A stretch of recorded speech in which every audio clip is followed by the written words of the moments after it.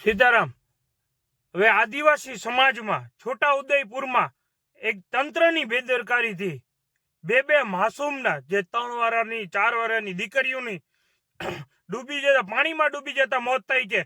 જ્યાં મિત્રો પણ તંત્રને જાણ કરવામાં આવી, અધિકારીને જાણ કરવામાં આવી નહીં, એને તો કોઈ પડી જ નથી। તો આવા અધિકારીને સસ્પેન્ડ કરવા જોઈએ અને જેને પણ કોન્ટ્રાક્ટ આપ્યો છે એ કોન્ટ્રાક્ટ વાળાને એનો કોન્ટ્રાક્ટ રદ કરવો જોઈએ અને દીકરીને ન્યાય મળવો જોઈએ। બે દીકરી છે, 3 વર્ષની 4 વર્ષ।